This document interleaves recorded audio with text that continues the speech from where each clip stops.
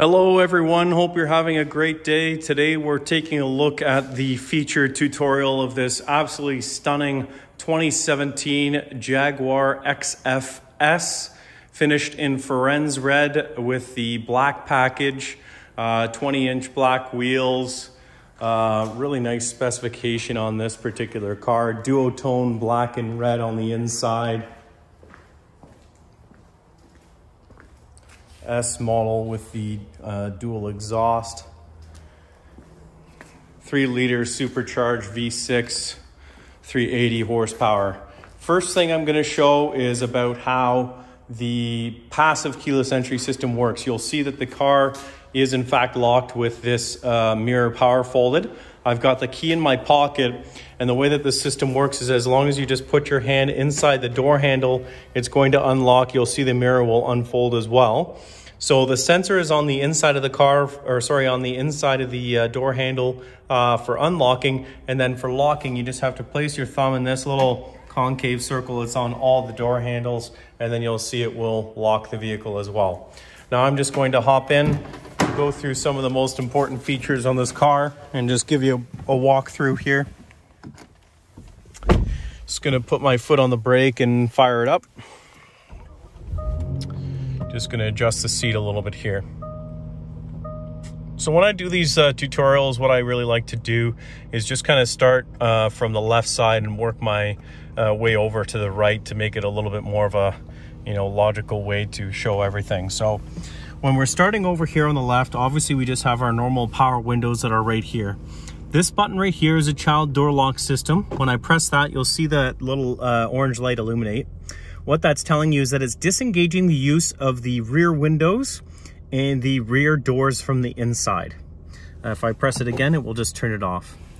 Down here, we have the power door lock system and the memory position seating.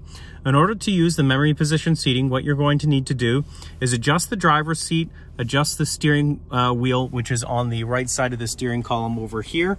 You'll see this little knob here. You can push that forward, backward, up, down to wherever you want, just like so. And once you do the exterior mirror adjustment there as well, which is actually kind of very hard to see in this video here, but the control is just above where the power window function is. Let me just see if I could turn on the light here to... No, that doesn't really help. The lighting system in here is not good, but there's a little joystick in the middle, and then there's 2 buttons on either side. So you press the left button there, and then you'll see that little orange light come on, and you use this little joystick forward, backward, left, and right. And then the right side, you can use that as well, and you just use the joystick again. You can also power fold the mirrors if you're going through a tight garage just by pressing the 2 exterior mirror buttons simultaneously. So when I press those at the same time, they will fold the mirrors. When I press them again, they will unfold the mirrors. So once the driver's seat, the exterior mirrors, and the steering wheel is programmed to your position, you'll press M. This little orange light will come on. You'll press 1 right afterwards. And on the dash there, it will say memory 1 settings saved. And you'll hear a little ding sound. So that is that. Now, next thing I'm going to do is show you this left stock over here. The headlights are already in the automatic position, so you'll never have to worry about turning them on and off. If I turn this, you'll have the headlights steadily on. This is your parking lights, and then that's off. So I'll just leave them in the on position. This is your trip computer function. When you press that, it will just change all the information at the bottom there. So when I press this once, you'll see it will go to the average speed, average fuel consumption, instant fuel consumption, the range on the tank of gas. And then this will show you brake pressure, throttle pressure, and your RPM and how it reflects the fuel efficiency. So what you want is all those bars lit up in green. That's showing you that the style of driving that you're doing is maximizing fuel efficiency. When you have them in orange, it's moderate, and then when you have it in red, it means that you're not being very fuel efficient in your driving habits. Now, this car is also equipped with rear fog lights. If you click that backward, you'll see that little orange light come on at the bottom there. When you click it backwards again, it will turn it off. That's just if you're driving around in a situation where there is really low amount of visibility, so like fog or a heavy snowstorm, and you want the vehicles around you to be able to see you. I'm just going to start with all the function on the steering wheel here. So this menu OK button, when we tap this once, this little menu on the side over here will say display settings, and there's a number of different functions that we can fiddle with. And what you do is you use the up and down arrows and the left and right arrows, and you use this middle OK button to select some of the features that you want programmed to your specification. So when I press this, first thing there is display settings. So I'm just going to start at the top here, info panel. That's showing you all the different ways that you can have this info panel showing. So right now it's showing as leaper. You can also change it to a clock or your audio information. When I press left, that goes back one menu. Whoops. Then you can go into the theme, and that is the theme of this entire display. And what that's doing is showing you a few different ways. So right now it's on journey. You can change it to technical. You can change it to graphical, or minimal as well. I'll just go back to journey, which is a little bit more of the traditional view. I'll press left to go back one menu. You can also have this full display in map. So now I've selected map, and then if I just press the left button here, that's going to close that menu. Just got to press it twice. And now you've got your pertinent driving information at the bottom, and you've got the full map on your display there as well. I'm just going to revert it back so that we can see the more traditional way to view this. Then you have the temperature, which you can change Celsius and Fahrenheit. Then you have the flashlight effect, which will dim away the rest of the dash, and it will only highlight the important information. So that's on right now. Digital speedometer, you can change that to kilometers and miles. And then language as well, of course, is set up for English US. And then when I go back here, so now I've gone back one menu, so I'm going to go down one more to driver assistance. So there's some safety features you can program on here. Forward alert is engaged right now, and what that tells you is that when you're driving, if someone abruptly slows down in the vehicle in front of you and you don't press the brakes in time, it's going to start beeping at you. And in that event, what will happen is the secondary thing, if you don't press it fast enough, AEB will activate, and that's automatic emergency braking. This isn't designed to prevent accidents, but it's designed to mitigate accidents. So it will start to apply the brakes in the instance that it thinks that you have not paid attention in that particular instance. Reverse traffic detection is one of my favorite features when you're backing out of a busy a driveway or a parking lot. It'll warn you of cross traffic coming on either side of the vehicle and will beep accordingly and flash on the corresponding side of the backup camera. Lane keep assist, when we turn this on, we have a couple different options. Now you'll notice this little guy down here, that one has shown up, and that's a picture of a car with the little lanes on either side. So it's important that we all understand how this feature works. Right under the exterior mirror, in behind the exterior mirror over here, there's a camera, and the camera is tilted downward to see where the lines are of the lane that you're driving on. That will always be going, and it's going to be constantly trying to find it. So in the event that you're driving and it's a snow-covered road, or very dirty, dusty road, or really old lines that are very hard to see, the system will not work. The way that you know that it's actually engaged is these little lines on the left side here. Instead of those being white on either side of the vehicle, they turn green, and sometimes it'll only be one side, because if it's only found one side, or both, or none. Then you also have the different ways that the lane keep assist operates. So you can have the steering assist engaged, and what that will do is once the lines are green on the little diagram on the bottom left, this will give it the option to, when you're drifting out of a lane without having your turn signal on, it'll slightly turn the steering wheel to keep you in the lane. Now, you can very easily override this just with, turning the steering wheel yourself. And then there's the other option of just having the steering wheel vibrate, which is selected for right now. So again, same instance, when you're drifting out of the lane without having your turn signal on, it'll start to vibrate the steering wheel to warn you or wake you up. You have two different sensitivities. There's normal and high for that feature. Going back, we have blind spot monitor. Important to mention how this feature works. In the exterior mirror, you have this little orange light. That little orange light is telling you the system's temporarily off because the car is not in motion. Once you go 20 kilometers an hour or faster, what will happen is that little orange light will disappear. Once it's disappeared, if someone's in your blind spot, you'll see a much larger light that's a picture of a car with another car in its blind spot appear in the mirror. It'll either be fully illuminated or it'll be flashing.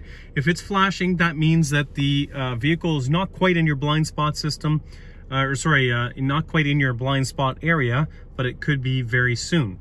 So it's still not safe to change lanes. When it's fully illuminated, it just means that someone's consistently there and hasn't changed lanes or their speed. Going back into driver assistance, driver fatigue alert. If you're consistently drifting out of a lane without having your turn signal on, it will warn you on the dash. It'll just say time to take a break. I'm just going to press left here to go back one menu. Go down again into trip computer. This will just show you your trip distance and fuel efficiency, trip A, trip B, just like every vehicle has. Going down again, vehicle settings, you'll see here, show warnings. Now, if you have a check engine light on your dash there, you can click on this show warnings, and that will give you the option of the car telling you as much information as it knows to why the check engine light is on. Audible lock warning, that's just a feature where basically if one of the doors is not locked, or fully latched, or if you left one of the keys inside of the vehicle, what will happen is it will do a double honk, and that double honk will warn you that something is not right with the vehicle. So you should go back and double check it to make sure everything's okay. Two-stage unlocking, when you come out to the vehicle and you pull on the door handle, you can have all the doors unlock, or you can just have the driver's door unlock only. So right now it's set for two-stage, which means that it will do only the driver's door first. So now when I turn this off, when you pull on the door handle, it does all the doors unlocking right away. Drive-away locking, you can have it set for 8, 16, or 32 kilometers an hour for when the doors lock. So most people prefer 8 kilometers an hour. And then under convenience features, you have reverse dip mirror, which is when you put the car in reverse, only the passenger side exterior mirror will tilt downward to show you where the parking lines are. Really handy for people that like to reverse park their car into a parking space. Window global open and close. So this is a feature on the key fob. You can press and hold the lock button for 5 seconds and it will put up all the windows. Or conversely, you can press the unlock button and it will put down all the windows to the vehicle as you're approaching it. That's just a feature to use when the vehicle is off, and normally it's locked or unlocked, it doesn't matter. You just press and hold the lock button or press and hold the unlock button and it will put up and down the windows accordingly.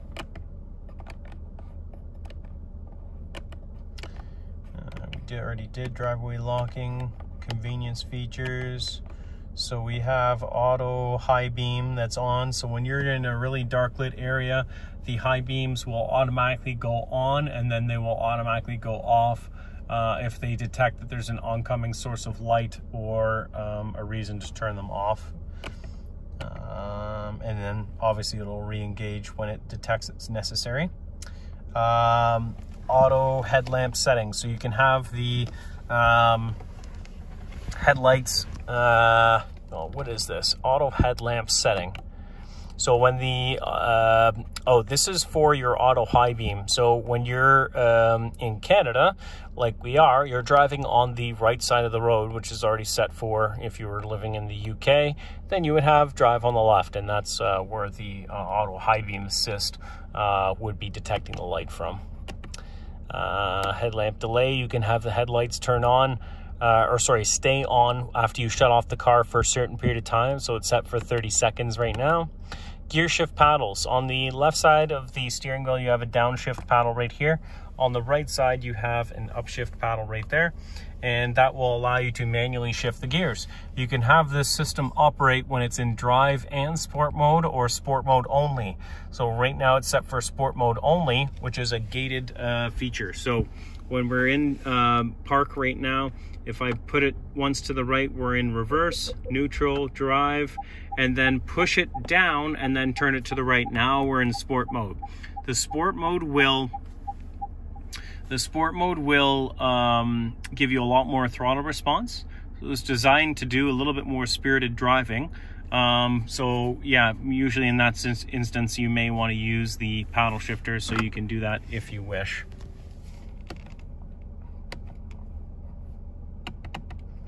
Under convenience features, I just want to see if there's anything we missed. Nope, that's everything. So I'm going to go back left again. Now I'll go down, and then we're into source. So you can control the audio system from this setting here. Most of the time people use the normal 10-inch touchscreen that comes on this vehicle. So I won't really bother going very deep into that, but you can just you know, change the audio information, what you're listening to, and the input on the steering wheel there. If I go down, that's your favorites again for your audio system, and then we're back to display settings. So I'm just going to press left and close this menu there, and now you'll just see the normal dash setup there. Now you do have your volume controls here for the audio system, track and tuning there for your favorites, or if you want to go to the next track. This is for picking up and hanging up your Bluetooth phone calls. This is for your voice command, which you can use for the audio system, and you can also use for the navigation too. Actually, on this vehicle, the voice command does not work for the navigation. It's only meant for making a phone call. So once your phone is hooked up to Bluetooth, you can press this button, and then you can say call, and then the name exactly as it's put into your phone book. It will repeat it back to you to confirm that it's got the right selection, and then dial it automatically. And then your mode is going to transfer you between all your available audio inputs that are there. Heated steering wheel right here. This is a speed limiter function, so if we don't want the vehicle to exceed a certain speed, we can use this. When I press this, you'll see that little orange light that comes on in the middle there. Now I'm going to use the adaptive cruise control to program the speed. So if I start pressing up, then it will say, okay, what speed do you want to stop at? So now I go and I stop it at 58 kilometers an hour. So now it's electronically governed to 58 kilometers an hour. To take that off, you just press the button again, and now it's canceled. Cancels for the cruise, and then you have your adaptive cruise here. So to program it, you just press set. To accelerate, you'll press the same button. To decelerate, you'll press minus. If you press the brake, it'll temporarily cancel it. If you press resume, it goes back to the speed you had set previously. On the right side of the steering wheel, you have your wipers. You press it down once for one simple wipe of the front windshield. To use the automatic function, you'll see it's one notch up from off. So when I click this up once, now it's in auto, but you can adjust the sensitivity of the sensors. This vehicle does have automatic rain sensing wipers. So you have maximum and minimum. Usually it's better to go a little bit closer to maximum because that gives you a little bit more wiping action when you're in the rain. Or if you'd conversely rather just have it on a constant low, you press it up once more, it will just do constant low like so. If you want a constant high, you press it all the way to the top, just like that. Now I'm just going to press it back down to the normal off position. If you press this button at the end, this will spray the front windshield there. Moving over to the touchscreen. Navigation system. Tap on the nav. Now, couple of cool features here. Nearby gas stations, you can find them. Turn on your commute. So if you're doing a same type of drive every day, you can turn on your commute, and it will know usually where you're going when you hop up in the get into the vehicle in the morning, and it will give you the ETA and the best route to get to work. That's kind of a handy feature. If I tap on the map here, it will slide away the side screen there, and you can kind of pinch and zoom to give you more or less detail of the map. If I press the back button here, it will pull up the side menu again.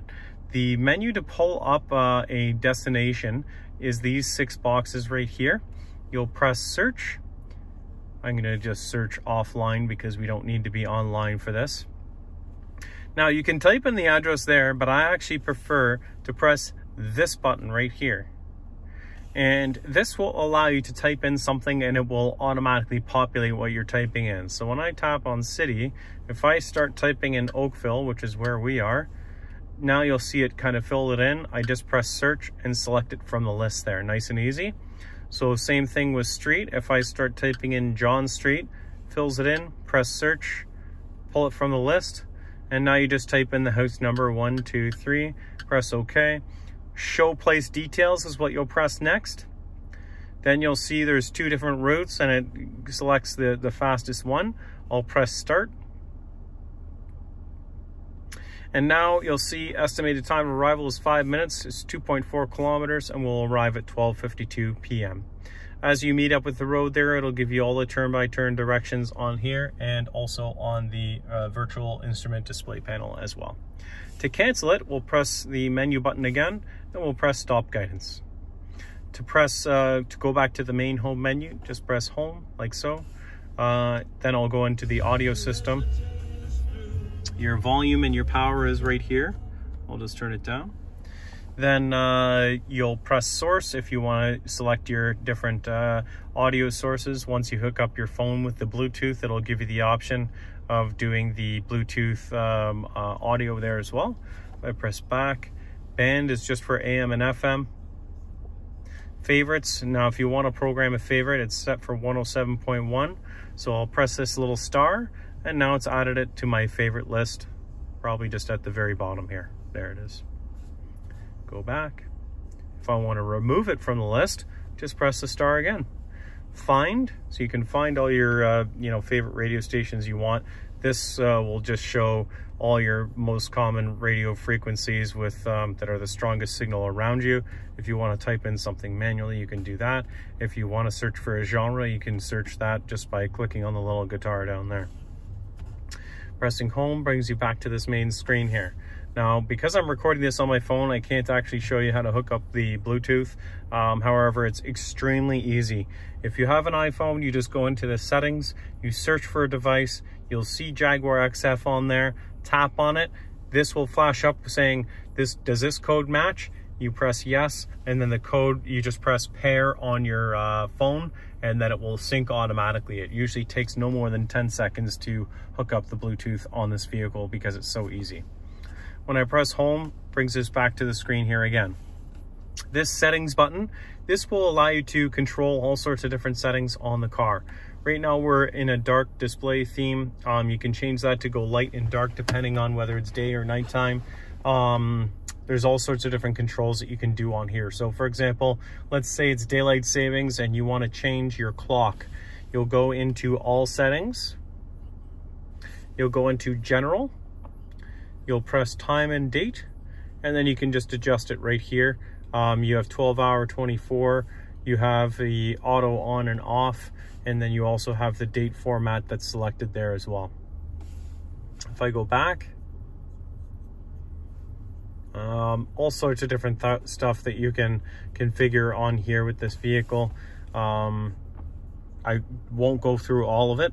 These down here have all your different quick access functions. So as I showed you, this is home. This is your settings. This is to go directly to the navigation, directly to the Bluetooth, audio, your seats.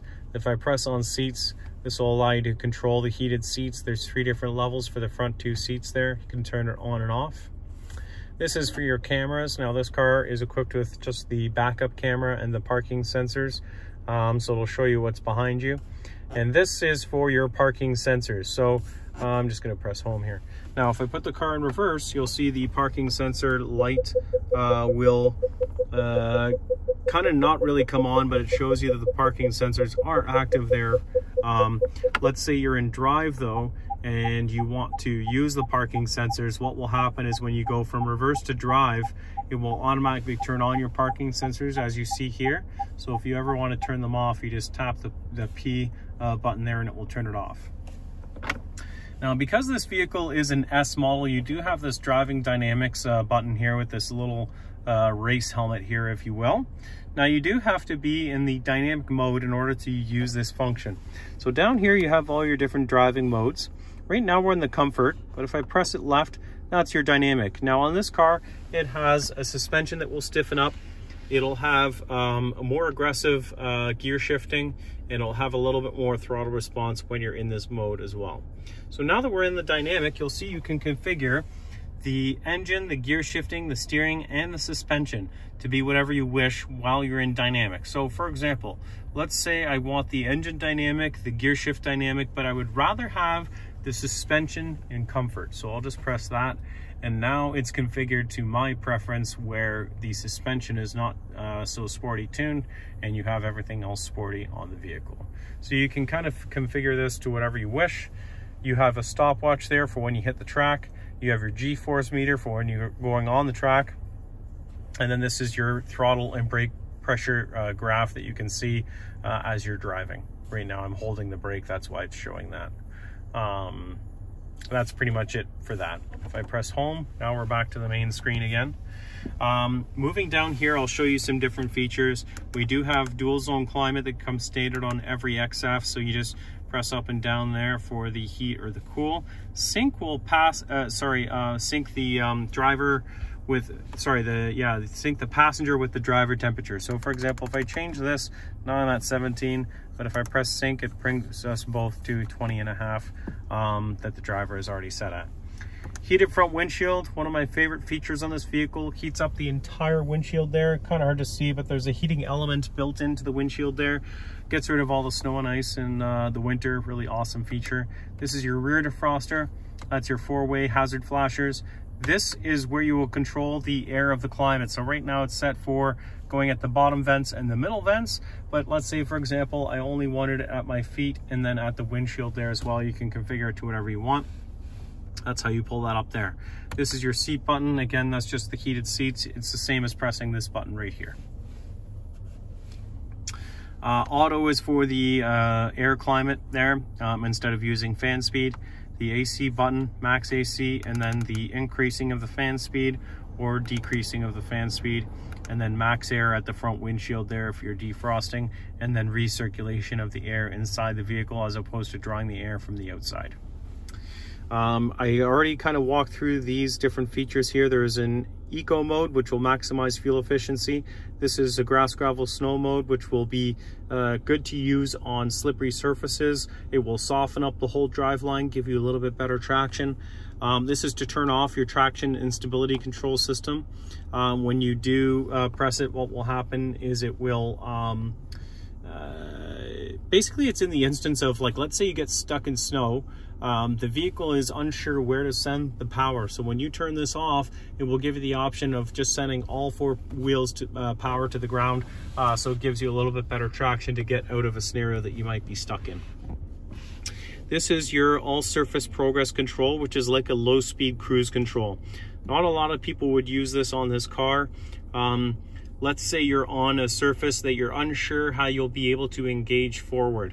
When you press this button, the car has to be in drive. You press this, and then on the dash there, you will use the cruise control to set a speed between 10 and 30 kilometers an hour. When you do that, the vehicle will very slowly and sure-footedly give you an acceleration forward so that you can focus on simply just steering the car. You can override it at any time just by pressing the brake or the gas, but that is exactly how this button works here. This is probably one of the most useless buttons on the vehicle because every time you put the car in park, it'll automatically engage the parking brake. Every time you put it in drive, it'll automatically disengage it. But in case you wanted to pull it or push it yourself, you can do that. You pull it up to put it into the park mode, and to take it off, your foot has to be on the brake pedal, and then you just press it down like so, and it will take it right off. I'm just going to turn it back on. Inside here, you have 2 USBs and a power outlet there as well. This car is equipped with Apple Carplay and Android Auto, so you can plug in your phone and have all your apps on the screen that you see there. Your interior map lights, they're all touch sensitive, so you just tap them and they go on and off like so. And this is your sunshade here to open and close, and this is for your sunroof open and close there as well. again, this is just kind of a quick walkthrough in terms of the features of this car. If you have any questions, put them in the comments section. Feel free to reach out to me. I didn't go through absolutely everything, but that was a fairly comprehensive feature tutorial for you. Thank you so much for watching, and have a great day.